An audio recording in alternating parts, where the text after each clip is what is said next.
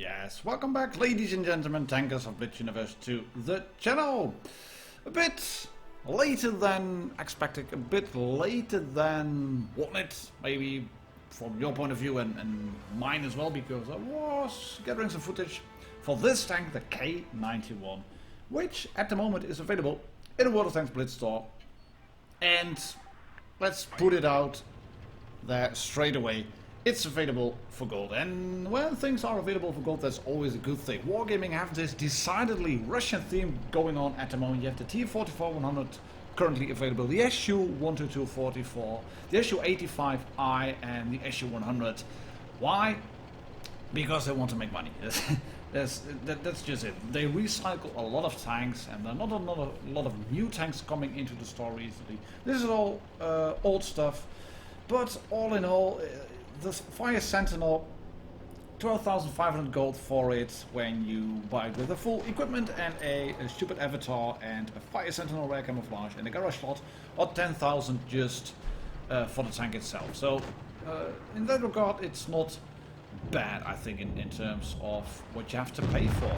While this Batchat is going down, pop goes the turret. That's going down as well. It went up in the air and then it went down. And we're looking at Ian DS Destroyer here, who plays the tank. He's from Elbek clan, and he's a patron of mine. He's sponsoring the channel with a thank you, Batchat, or AMX, for catching the shot, which was supposed to go into the SU-122-54. But Ian is a patron of mine. He sponsors the channel, and if you like my content, you're always making me happy if you subscribe to the channel or leave comments and likes on videos. But if you do like it even more, then, well, why not become a patron and sponsor for as little as $1 a month? You can do that very easily by clicking the link in the top right side corner of the screen. Like my channel, you can support me, no problem. That said, we're looking at the K-91 here. The T-30 is casually using the wreck of that of the dead Batchat for cover, going no down behind it. And yes, I've seen reviews, I've watched reviews stating this tank is beastly, it has a lot of positives, it is such really good, yada yada, and it really hasn't anything that is letting it down. And I can understand why people say that, because this tank has been buffed. You are looking at a tank that is 350 alpha per shot, 341 with one shot, and then the third one goes in for 232. Oh, that's because he killed him. That's because he killed him. But you're looking at 350 per shot, leading to a burst potential of 1050 with AP. You're getting AP, which can be kind of good. That has a bigger normalization factor, which has been explained by WoT Blitz in the tank chat video. It has a bigger normalization factor than APCR, which means that you can get these little iffy shots. You might be able to feather those in with AP rather than with APCR, which some of the tanks in Tier 9 do get. The one thing that kind of, well, not really puzzled me was the fact that when you look for pictures to use as screenshots, as thumbnails, as wallpapers, on PC it's actually a medium tank. In Blitz it's a heavy, and it's an auto-loading heavy, and there's a few of them in the game currently. Obviously the main counterpart being the AMX 5120, the Tier 9 Tech Tree heavy tank in the French Tech Tree. This is obviously a Russian tank and comes with all the Russian bias you can get, especially when it comes to alpha damage, because 350, that is really nice. The DPM has been buffed, the DPM on the heat shells has been buffed. I'm not quite sure if the penetration has been buffed. We'll check on that. But all in all, it's a pretty darn strong tank. And 1050 damage potential, that means you can nearly take a 2/3 of your own self. As you can see, you're looking at 1700 hit points per tank. If you can do 1050, if you can do 2 full magazines into the tank, that's really good. And Ian makes a shit ton of credits on this game because he's played the tank on a birthday, as you can see here, double the credits. But that added credit coefficient comes with all the premium or enriched vehicles like the Kampfpanzer, the AMX 30 Proto, and the T-55A. But if you then look at the K-91, which is on the left, just look at all the factors. The DPM and all, it's got good DPM. It has a 100mm gun, which gets 350 alpha, but the other guns get 310, same caliber. You get a good rate of fire, a long reload obviously, but quite quick shells as well. 1535 on AP. I mean, the Conqueror doesn't even get that on APCR, which has a very good muzzle velocity. You have a really good aim time. You have quite low dispersion. Your gun depression -7, that's not brilliant, but it's better than a T55A, and on par with the Conqueror. And the speed, pretty good as well. And if you compare these statistics to the other tanks in the game in Tier 9, this is a crossbreed between a heavy and a medium. And I think that this buff, yes, I don't think it was really necessary. I think it was a buff which means that the tank has been changed, which means that the DPM has gone up from 2295 with AP to 2591, and with better damage, and it doesn't get better penetration, that would be too much. But I think this buff was kind of needed to have more people play the tank. It was not a popular tank. Everybody was sort of spamming the Kampfpanzer and drive the AMX 30, and less people were playing the K-91. So this buff, to me, it seems that it was used to make the vehicle more popular.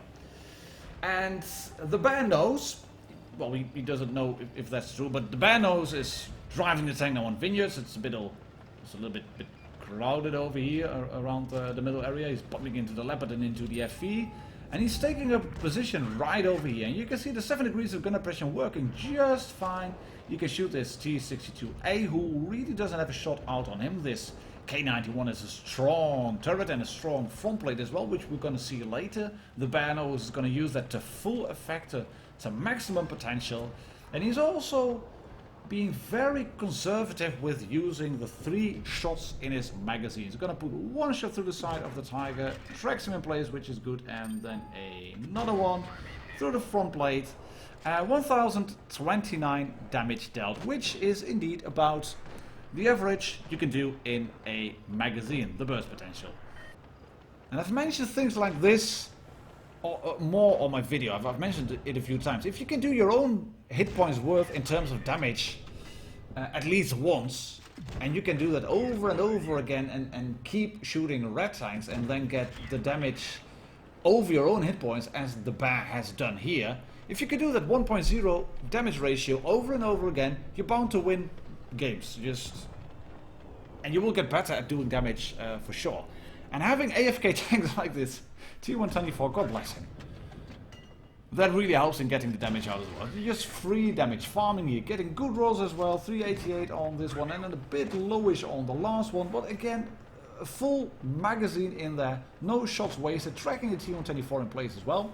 And the bear is going to do a great job here of first shutting down the T124, because yeah, shut him down, it's a top tier tank. There we go. And then he's gonna do this against the Jagdtiger, which is not available to shoot. Yes, it is. He gets 1 shot in from the side. Luckily, the IS-7 misses, but then he knows he has that Jagdtiger beat on the reload. The IS-7 is also on a long reload. He was safe to go in, put 1 shot into the Jagdtiger, and get him down to a 1 shot. And take a look at this. I mean, the armor profile of the K-91 is not spectacular. Really good gun and an angled front plate which can do this, get troll bounces, and then the bear is gonna go in. He realizes somewhat that he has a shot on the Jagdtiger, switches the heat, there we go, gets a bounce on the turret. Very patient, great, clever gameplay there. And yet another bounce. There it is, straight off the top of the turret. And I think that was an APCR shot from the IS-7. Because, mate, you have a really good turret, but I can do that too. And then this one goes in. You think you're hull down, but your sights are just flat. It's flat, it has some tracks, but it is nothing near the troll spaced armor of an IS-8 or an ST. And then the bear is gonna make a little bit of a Bit of a misplay, I think. He's going to get shot up the ass hard by this IS-7. So, yeah, by the time he moves, he realizes, oh god, there he is, and this is going to hurt. Oh, that hurts. He's not down to a one-shot because there's a T-62A, 310 Alpha left. He can clear the 62A, who is completely clueless. Got off.